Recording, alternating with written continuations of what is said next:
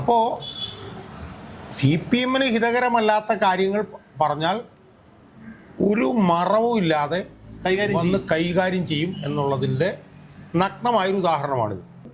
ആ മണ്ഡലത്തിൽ 40% നായന്മാരുള്ളത് കൊണ്ട് പതിറ്റാണ്ടുകളായി അറിയുന്ന പേര് ബ്രാക്കറ്റിലേക്ക് മാറ്റിയിട്ട് നായരുടെ വാല് ചേർത്ത് ഒരുത്തൻ മത്സരിക്കാൻ ഇറങ്ങുക എന്ന് പറഞ്ഞാൽ അവനോ അവൻ്റെ പാർട്ടിക്കോ പിന്നെ ഈ മതേതരത്വം സെക്യുലറിസം എന്നൊക്കെ പറയാൻ എന്ത് അവകാശം?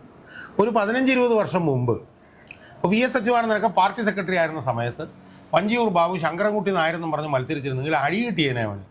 എൻ്റെ കൈയും കാലും ഒന്ന് 10 കൊണ്ട് തല്ലി ഓടിച്ചേനെ അന്നത്തെ കാലത്തായിരുന്നു. നമസ്കാരം. നാനാഭാഗങ്ങളിൽ നിന്നുമുള്ള ഒരു ജനരോഷം CPM-നെതിരെ മുമ്പെങ്ങുമില്ലാത്ത വിധം പൊട്ടിപ്പുറപ്പെട്ടിരിക്കുന്ന ഒരു സമയം കൂടിയാണ്. ഈ തദ്ദേശ തെരഞ്ഞെടുപ്പ് അടുത്തു വരുന്നു. ആ തെരഞ്ഞെടുപ്പിൽ നമ്മൾ കേട്ടുകേൾവിയില്ലാത്ത പല പ്രവൃത്തികളുമാണ് ഈ CPM-ൻ്റെ അണികൾ, നേതാക്കൾ, പ്രാദേശിക നേതാക്കളും ഒക്കെ ചെയ്തുകൊണ്ടിരിക്കുന്നത്. അട്ടപ്പാടിയിലും തിരുവല്ല പൊടിയാടിയിലും ഉൾപ്പെടെയുള്ള പല സ്ഥലങ്ങളിലും സ്ഥാനാർത്ഥികളെ ഭീഷണിപ്പെടുത്തുന്ന തരത്തിലേക്ക് വരെ കാര്യങ്ങളെത്തി. കാരണം അന്തം വിട്ടാൽ പ്രതി എന്തും ചെയ്യും എന്നുള്ള ഒരു നിലയിലേക്കാണ് CPM ഇപ്പോൾ മാറിയിരിക്കുന്നത്. ഇക്കൂട്ടത്തിൽ നമ്മൾ ചർച്ച ചെയ്യേണ്ട ഒരു കാര്യം പ്രധാനമായും വഞ്ചിയൂർ ബാബു, ശങ്കരൻകുട്ടി നായർ എന്ന വഞ്ചിയൂർ ബാബുവിനെ കുറിച്ചാണ്. അദ്ദേഹമാണ് തിരുവനന്തപുരം നഗരസഭയിലെ വഞ്ചിയൂർ വാർഡിലെ സ്ഥാനാർത്ഥി. മുമ്പ് അദ്ദേഹത്തിൻ്റെ മകൾ ഗായത്രി ബാബു ആയിരുന്നു. അവർ ആരോഗ്യകാര്യ സ്റ്റാൻഡിംഗ് കമ്മിറ്റി ചെയർപേഴ്സണാണ്. അതിനു മുമ്പ് ഈ വഞ്ചിയൂർ ബാബു തന്നെയായിരുന്നു. ഇപ്പോൾ വീണ്ടും വഞ്ചിയൂർ ബാബുവാണ് മത്സരിക്കുന്നത്. പക്ഷേ നമ്മുടെ ഒരു ചോദ്യം എന്ന് പറഞ്ഞാൽ, ഈ റിട്ടേണിംഗ് ഓഫീസിൻ്റെ മുന്നിൽ വെച്ച് തന്നെ വഞ്ചിയൂർ ബാബുവും ഗുണ്ടകളും ചേർന്ന് മുൻ പ്രസ് ക്ലബ് സെക്രട്ടറി രാധാകൃഷ്ണനെയും നിലവിലെ സെക്രട്ടറിയായ PR പ്രവീണിനെയും അതിക്രൂരമായി മർദ്ദിച്ചു എന്നുള്ളതാണ്. സംഭവം നടക്കുന്നത് തലസ്ഥാനത്താണ്. അതുമാത്രമല്ല, റിട്ടേണിംഗ് ഓഫീസിൻ്റെ മുന്നിലാണ് ഈ തല്ല് കൊള്ളുന്നവർ എന്ന് പറയുമ്പോൾ ഒരു മാധ്യമ സ്ഥാപനത്തിൻ്റെ, ഒരു പ്രസ് ക്ലബിൻ്റെ ഭാരവാഹികളാണ്.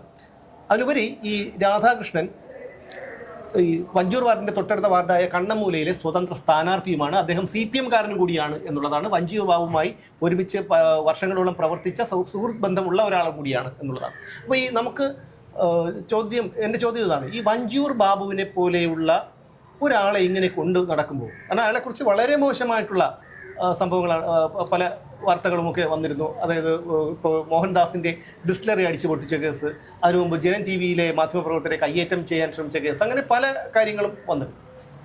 അപ്പോൾ ഈ വഞ്ചൂർ ബാബുവിനെ പോലെയുള്ളവരെ എങ്ങനെ ഈ പാർട്ടി മുന്നോട്ട് പോവില്ല എങ്കിലും ഇപ്പോൾ ഈ പാർട്ടിയിലുള്ളത്. ഇതിൽ 2 സംഭവങ്ങൾ ഇപ്പോൾ നടന്നത് നമ്മൾ ശ്രദ്ധിക്കുകയും ചർച്ച ചെയ്യുകയും ചെയ്യണമെന്ന് എനിക്ക് തോന്നുന്നു. ഈ തെരഞ്ഞെടുപ്പുമായി ബന്ധപ്പെട്ടുകൊണ്ട് സംസ്ഥാനത്തിൻ്റെ നാനാ ഭാഗങ്ങളിൽ നിന്നും വരുന്ന വാർത്തകൾ ഒരു പൊതു രീതിയുണ്ട്. എന്ന് പറഞ്ഞാൽ അതിലെല്ലാ സംഭവങ്ങളിലും പ്രതിസ്ഥാനത്ത് CPM-ആണ്. അതെ. അപ്പോൾ എവിടെയോ സ്ഥലത്ത് പിന്നെ നിങ്ങൾ സ്ഥാനാർത്ഥി ആയിരുന്നു, നിങ്ങൾ പിൻവലിച്ചില്ലെങ്കിൽ ഞങ്ങൾക്ക് നിങ്ങളെ കൊന്നുകളയേണ്ടി വരും. വളരെ ഈ പറഞ്ഞ പോലെ നമ്മൾ തമ്മിൽ സൗഹൃദ സംഭാഷണം നടത്തുന്ന പോലെയാണ് പറയുന്നത്, തട്ടിക്കളയേണ്ടി വരും. തിരുവല്ലയിൽ ഒരു സ്ത്രീയോട് പറയുന്നത്, നിങ്ങൾ പിൻവലിച്ചില്ലെങ്കിൽ നിങ്ങളുടെ കൂടെയുള്ള 10-15 ആളുകൾക്ക് 27 പേരുടെ ജോലി പോകും. കണ്ണൂരിൽ നമ്മൾ കാണുന്ന എന്താണെന്ന് ചോദിച്ചു കഴിഞ്ഞാൽ, പിന്നെ ഭീഷണിപ്പെടുത്തി പിൻവലിക്കുന്നു സ്ഥാനാർത്ഥികളെ. പിൻവലിക്കാൻ വേണ്ടിയിട്ട് ചെയ്യുന്ന എന്താ, സ്ഥാനാർത്ഥികളെ പിന്തുണച്ചുകൊണ്ട് ഒപ്പിട്ട് കൊടുത്തവരെ ഭീഷണിപ്പെടുത്തിയിട്ട് ആ ഒപ്പിട്ട് കൊടുത്തവരെ കൊണ്ട് തന്നെ അവരിട്ട ഒപ്പ് വ്യാജമാണെന്ന് പറയിപ്പിക്കുന്നു, ഭീഷണിപ്പെടുത്തി. ഇപ്പോൾ സുമേഷ് മത്സരിക്കുകയാണെങ്കിൽ സുമേഷിന് ഞാൻ പിന്തുണച്ച് ഒപ്പിട്ട് തന്നു കഴിഞ്ഞാൽ എന്നെ വീട്ടിൽ വന്ന് കത്തി കാണിച്ചിട്ട് അത് കളയപ്പാണെന്ന് പോയി പറഞ്ഞോളെന്ന് പറയും. അതിൻ്റെ ഒരു എക്സ്റ്റൻഷനാണ് തിരുവനന്തപുരം കോർപ്പറേഷനിലെ പ്രബലനായൊരു CPM സ്ഥാനാർത്ഥി തെരഞ്ഞെടുപ്പ് ഓഫീസറുടെ മുന്നിൽ വെച്ച് മറ്റൊരു വാർഡിലെ സ്ഥാനാർത്ഥിയെ ക്രൂരമായി മർദ്ദിക്കുകയാണ്. ഇതിനകത്ത് സാധാരണ ഇതുപോലുള്ള സംഭവങ്ങളൊക്കെ നടന്നു കഴിയുമ്പോഴത്തേക്കും 2 തരത്തിലുള്ള അഭിപ്രായങ്ങളൊക്കെ ഒരു ശരിയാണ്, തെറ്റാണ്, അങ്ങനെയല്ല നടന്നത്, ഇങ്ങനെയല്ല നടന്നത്, അങ്ങനെയാണ് നടന്നത്, ഇങ്ങനെയല്ല നടന്നതെന്നൊക്കെ പറയും. ഇത് ഇവിടുത്തെ അങ്ങനത്തെ സംഭവങ്ങളൊന്നുമില്ല. ഇവിടെ പച്ചയ്ക്ക് ഒരുത്തൻ ചെല്ലുന്നു, അവൻ മറ്റവനെ അടിച്ചു. അല്ല, അവിടെയും എനിക്ക് അത്ഭുതപ്പെടുത്തുന്ന ഒരു കാര്യം, ഈ തല്ലുകൊണ്ട ആള് മുമ്പ് പ്രസ് ക്ലബ് സെക്രട്ടറി ആയിരുന്നു, മറ്റൊരാൾ നിലവിലെ സെക്രട്ടറിയാണ്. അപ്പോൾ ഇവരൊക്കെ മാധ്യമ പ്രവർത്തകരുമായി നല്ല ബന്ധമുള്ള ആൾക്കാരാണ്, പല മാധ്യമ സ്ഥാപനങ്ങളിലും പ്രവർത്തിച്ചിട്ടുള്ള ഒരാളാണ്, എല്ലാ മാധ്യമങ്ങളുമായിട്ടും മാധ്യമ പ്രവർത്തകരുമായിട്ടും നല്ല സൗഹൃദം സൂക്ഷിക്കുന്ന ആൾക്കാരായിരിക്കണമല്ലോ. അപ്പോൾ അങ്ങനെ ഒരാൾക്ക് ഇത് വന്നിട്ട് പോലും ഒരു മാധ്യമങ്ങളും അങ്ങനെ വാർത്ത ചെയ്തതായി കണ്ടില്ല എന്നുള്ളത്. അല്ല, ഞാൻ പറഞ്ഞ എനിക്കതല്ല എൻ്റെ പ്രസക്തി, അത് ആയിരിക്കാം, അതല്ലെന്ന് ഞാൻ പറയുന്നില്ല. പക്ഷേ ഈ നടന്ന സംഭവത്തിൻ്റെ ഒരു വ്യാപ്തി നമ്മളൊന്ന് മനസ്സിലാക്കും. കാരണം ഞാൻ നേരത്തെ പറഞ്ഞ പോലെ ഇതുപോലെ ഏത് സംഭവം നടന്നു കഴിഞ്ഞാലും രണ്ട് വാദങ്ങൾ ഉയർന്നു വരുന്നത്. ഇതൊരു വാദത്തിൻ്റെയും പ്രശ്നമൊന്നുമില്ല. ഇതൊരു സ്ഥാനാർത്ഥി തിരഞ്ഞെടുപ്പ് ഓഫീസറുടെ മുന്നിൽ വെച്ച് വേറൊരു വാർഡിലെ സ്ഥാനാർത്ഥിയെ പച്ചയ്ക്ക് ഗുരുതരമായി അടിച്ച് പരിക്കേൽപ്പിക്കുക. മനസ്സിലായി? അപ്പോൾ എവിടെ എത്തി നിൽക്കുന്നു CPM എന്ന് പറഞ്ഞ് നടക്കുന്നവന്മാരുടെ പാർട്ടി പ്രവർത്തനം എന്ന് നമ്മൾ മനസ്സിലാക്കുക. അതിലൊരുത്തരം അടിച്ചത് എന്താണ്? ഒരുത്തരം അടിച്ചത് അച്ഛനും മകള്, അച്ഛൻ കഴിഞ്ഞ മകള്, മകള് കഴിഞ്ഞ അച്ഛൻ എന്നൊക്കെ പറഞ്ഞ് വാർത്ത ചെയ്തു അല്ലേ എന്ന് ചോദിച്ചാൽ അടിച്ചിരിക്കുന്നത്. അത് പച്ചയായ സത്യമല്ലേ? അപ്പോൾ CPM ഹിതകരമല്ലാത്ത കാര്യങ്ങൾ പറഞ്ഞാൽ ഒരു മറവും ഇല്ലാതെ കൈകാര്യം ചെയ്യും എന്നുള്ളതിൻ്റെ നഗ്നമായൊരു ഉദാഹരണമാണിത്. പക്ഷേ ഇതിനകത്ത് വേറൊരു വശം കൂടെ നമ്മൾ കാണണം. അതെന്താണെന്ന് ചോദിച്ചാൽ CPM ഒരു പരിഭ്രാന്തി, ഒരു അസഹിഷ്ണുത, ഒരു ആശങ്ക അത് ഇതിനകത്തുണ്ട് എന്നുള്ളത് നമ്മൾ കാണണം. കാരണം ഇതുപോലുള്ള ഭീഷണിയുമായി ബന്ധപ്പെട്ടുകൊണ്ട് സംസ്ഥാനത്തിൻ്റെ നാനാഭാഗങ്ങളിൽ നിന്ന് വരുന്ന വാർത്തകളിലെല്ലാം തന്നെ പ്രതിസ്ഥാനത്ത് CPM ആണ്. അതെ, ഒരു സ്ഥലത്ത് പോലും കോൺഗ്രസ്സുകാരിങ്ങനെ ഭീഷണിപ്പെടുത്തിയെന്നോ പോട്ടെ BJP-കാരിങ്ങനെ ഭീഷണിപ്പെടുത്തിയെന്ന് പോലും നമ്മൾ BJP-യും അതേപോലെ VD സതീശനും രണ്ടുപേരും സൗഹൃദപരമായിട്ട് സംസാരിച്ച്, അതായത് നിങ്ങൾ പത്രിക പിൻവലിക്കണം, അത് ഭീഷണിയായിരുന്നില്ല. അതിപ്പോൾ നമ്മൾ സ്വാഭാവികമായിട്ട് ഒരാളോടൊരു കാര്യം ആവശ്യപ്പെടാമല്ലോ. അതെ.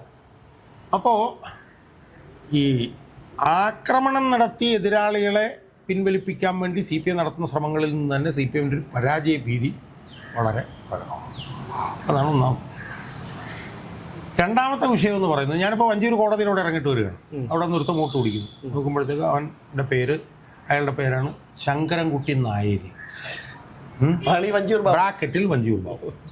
അത് തെരഞ്ഞെടുപ്പ് വരുമ്പോൾ മാത്രം വരുന്നൊരു അതാണ്. അപ്പോൾ നമ്മളതിൻ്റെ ഒരു ഗതികേടൊന്ന് ആലോചിച്ച് നോക്കുക. അതായത് ഒരു മതേതര പാർട്ടി എന്ന് പറയുക, മതേതരത്വത്തിൽ വിശ്വസിക്കുന്നതിൽ അഭിമാനിക്കുന്നു എന്ന് പറയുക, വർഗീയ പാർട്ടികൾക്കെതിരെ രാവും പകലും വിട്ടുവീഴ്ചയില്ലാത്ത സമരം നടത്തുമെന്ന് പറയുക, പറഞ്ഞിട്ട് തന്നെ പൊതുജനങ്ങൾ അറിയുന്ന, പതിറ്റാണ്ടുകളായി അറിയുന്ന പേര് ബ്രാക്കറ്റിലേക്ക് മാറ്റിയിട്ട് നായരുടെ വാല് ചേർത്ത് ഒരുത്തൻ മത്സരിക്കാൻ ഇറങ്ങുക എന്ന് പറഞ്ഞാൽ അവനോ അവൻ്റെ പാർട്ടിക്കോ പിന്നെ ഈ മതേതരത്വം, സെക്കുലറിസം എന്നൊക്കെ പറയാൻ എന്ത് അവകാശം?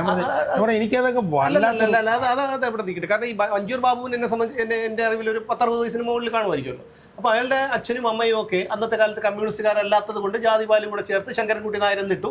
പിന്നെ അതുപോലെ തന്നെയാണ് അദ്ദേഹം വന്നപ്പോഴൊക്കെ വഞ്ചൂർ ബാബു എന്നുള്ളതായി. കാരണം ഇതുപോലെയുള്ള പൊതുപ്രവർത്തകരൊക്കെ വരുമ്പോൾ ആ സ്ഥലം കൂടെ അവർ ചുമന്നുകൊണ്ട് വരുന്ന ഒരു പതിവുണ്ടല്ലോ. പിണറായി ചുമന്നുകൊണ്ട് വന്നതുപോലെ അങ്ങനെ പല സ്ഥലങ്ങളിലുണ്ട്.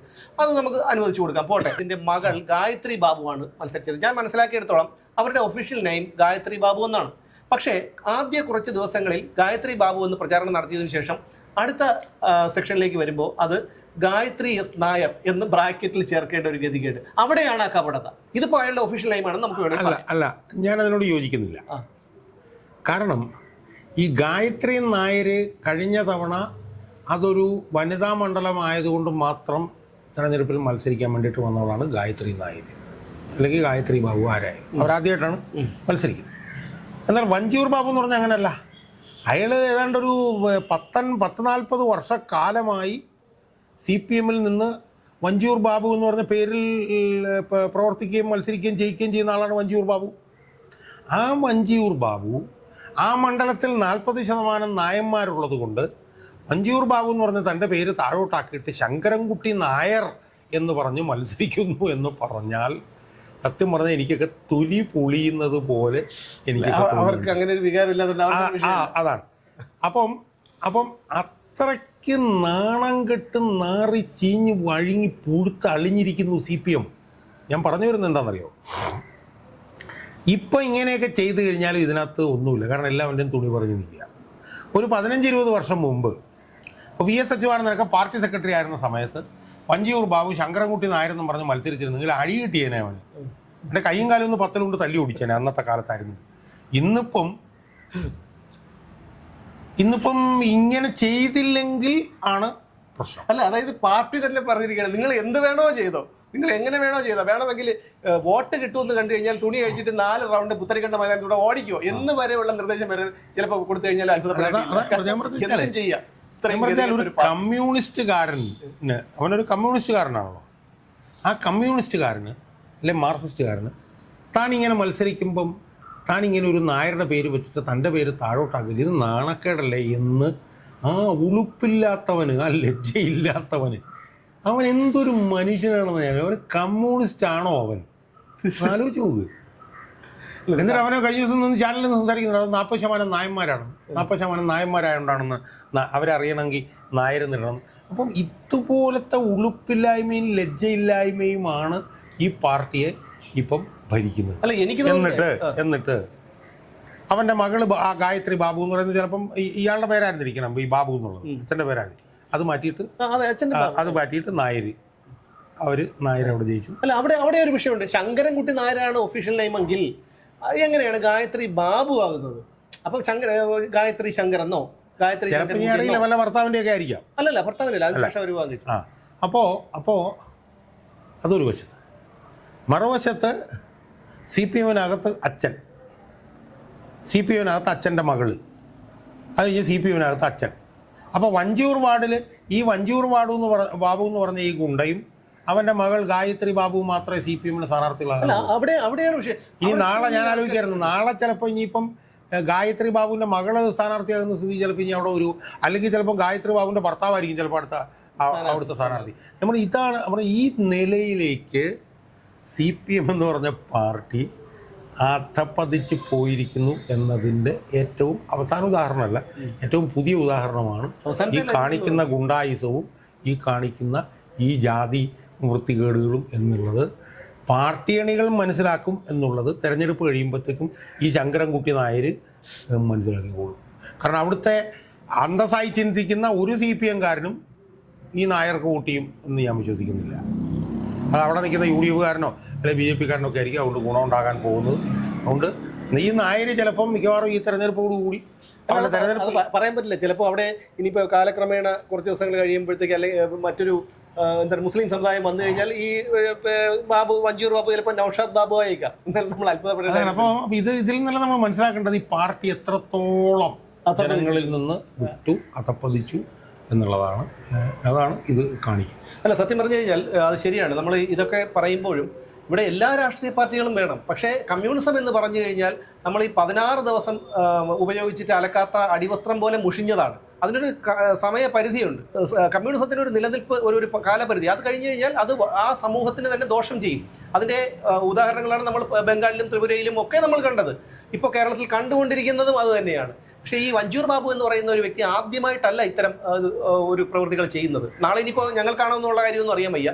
പക്ഷേ ഈ പറയുന്ന പ്രസ് ക്ലബ്ബ് സെക്രട്ടറിയെയും മുൻ സെക്രട്ടറിയെയും ഒരു സ്ഥാനാർത്ഥി പോലുമായിട്ടുള്ള ഒരാളെ പരസ്യമായി തല്ലിച്ചതയ്ക്കുമ്പോൾ, അതും CPM തോൽക്കും എന്നുള്ള തരത്തിലുള്ള ഒരു വാർത്ത വിശകലനം ചെയ്തുകൊണ്ട് കൊടുത്തതിൻ്റെ പേരിൽ തല്ലിച്ചതയ്ക്കുമ്പോൾ ഇയാളെയൊക്കെ എന്താണ് വിളിക്കേണ്ടത്? അത് മാത്രമല്ല 1ഉം 2ഉം തവണയല്ല ഈ വഞ്ചിയൂർ ബാബുവിനെ കുറിച്ചുള്ള പരാതികളും വിവാദങ്ങളും ഒക്കെ ഉയർന്നു വരുന്നത്. എന്തായാലും എനിക്ക് തോന്നുന്നത് വഞ്ചിയൂർ ബാബു എന്നുള്ള പേര് കേൾക്കുമ്പോൾ എനിക്ക് തോന്നുന്നത് ഗുണ്ടുകാട് സാബു, പുത്തമ്പാലൻ രാജേഷ്, മരട് അനീഷ് എന്നൊക്കെ പറയുന്നത് പോലെ എനിക്ക് തോന്നുന്നുള്ളൂ. എന്തായാലും ഈ പറയുന്ന ഇയാളെ താങ്ങുന്നവരും ഈ കമ്മ്യൂണിസ്റ്റ് പാർട്ടി ഈ ചെങ്കൊടിയെയും പ്രസ്ഥാനത്തെയും സ്നേഹിക്കുന്ന കുറേ ആൾക്കാരെങ്കിലും ഉണ്ടല്ലോ. നിങ്ങളൊക്കെ ഒന്ന് ബംഗാളിൻ്റെ ചരിത്രം പഠിക്കണം. എന്നിട്ട് ഇവിടെ വെറുതെ ഇറങ്ങി നടന്നിട്ട് ഏതെങ്കിലും ഹോട്ടലിലൊക്കെ ചെന്ന് പാത്രം കഴുകുന്നവർ ബംഗാളികളോടോ അല്ലെങ്കിൽ വീട് പണിക്ക് വരുന്ന ബംഗാളികളോടോ പൊറോട്ട അടിക്കുന്ന ബംഗാളികളോടോ ഒക്കെ ചോദിക്കണം. തീർച്ചയായും അവിടെ ബംഗാളിലെ പാർട്ടിയിലെ ഏതെങ്കിലും ഒരു ചുമതല വഹിച്ചവർ തന്നെയായിരിക്കും. അവർക്ക് അവിടെ നിന്ന് പിഴയ്ക്കാൻ പറ്റാത്ത രീതിയിൽ ജനങ്ങൾ അവരെ കൈകാര്യം ചെയ്യുമെന്നുള്ളൊരു പേടി കൊണ്ടാണ് അവർ ഇങ്ങോട്ട് പലായനം ചെയ്തത്. അതുപോലെ കേരളത്തിലും ഈ ഒരു അവസ്ഥ ഉണ്ടാകാൻ ഒരുപാട് കാലതാമസമൊന്നുമില്ല. അതിന് ഏറിയാൽ ഒരു 2-3 വർഷം അതിനകത്ത് ഈ കേരളത്തിൽ കമ്മ്യൂണിസ്റ്റ് പ്രസ്ഥാനവും നശിക്കുമെന്നുള്ള കാര്യത്തിൽ സംശയമില്ല. പിന്നെ എന്താ പോലെ ഊർധ്വൻ വലിച്ചു കിടക്കുന്നത് പോലെ കുറച്ച് ദിവസം കിടക്കും എന്നുള്ളതല്ലാതെ അതിനപ്പുറം ഒന്നും പോകാൻ സാധ്യമല്ല. പക്ഷേ എനിക്ക് ഇപ്പോഴും മനസ്സിലാവാത്തൊരു കാര്യമെന്ന് പറഞ്ഞാൽ ഈ വഞ്ചിയൂർ ബാബുവിനെ പോലെയുള്ള അല്ലെങ്കിൽ അത്തരം ക്രിമിനൽ ആക്ടിവിറ്റീസ് ചെയ്യുന്ന ആൾക്കാർ എന്തിനാണ് ഈ പാർട്ടി ഇപ്പോഴും സംരക്ഷിച്ചു പിടിക്കുന്നത് എന്നുള്ളതാണ്. എന്ന് വെച്ചാൽ അതിനൊരു ചോദ്യമുണ്ട് സാറേ, മുകളിലോട്ടിരിക്കുന്ന ഒരു മൊത്തം ഇതല്ലേ, അപ്പൊ പിന്നെ ആ ചോദ്യത്തിന് എനിക്ക് തോന്നുന്നത് അവസാനമായിട്ട് നമുക്ക് പറയേണ്ട ഒരു കാര്യം എന്ന് പറയുന്നത്, വഞ്ചിയൂർ വാർഡിലെ യഥാർത്ഥ കമ്മ്യൂണിസ്റ്റുകാർ ഈ ശങ്കരൻകുട്ടി നായർക്ക് ഈ തിരഞ്ഞെടുപ്പിലൂടെ ഒരു മൂക്കത്തൊരടി അയാൾക്ക് കൊടുക്കണം. ഒന്ന്, അച്ഛൻ മകള് അച്ഛൻ എന്നുള്ള പണി അവിടുത്തെ വോട്ടർമാർ അവസാനിപ്പിക്കണം. രണ്ട്, താൻ 40-40 വർഷമായി ഉപയോഗിച്ചുകൊണ്ടിരുന്ന പേര് മാറ്റിയിട്ട് നായരായിപ്പോയ ഈ കമ്മ്യൂണിസ്റ്റുകാരനെ പാഠം പഠിപ്പിക്കണം. അങ്ങനെ പഠിപ്പിക്കണമെങ്കിൽ വഞ്ചിയൂരിലത്തെ ഈ CPM-കാർ തന്നെ ഇവനെ ഒരു പാഠം പഠിപ്പിക്കുകയാണ് ചെയ്യേണ്ടത് എന്നുള്ളതാണ് വഞ്ചിയൂരിലെ വോട്ടർമാരോട് ഒരു പൊതുപ്രവർത്തനം എന്നുള്ള നിലയിൽ എനിക്ക് വെക്കാനുള്ള അവരോടുള്ള അഭ്യർത്ഥന.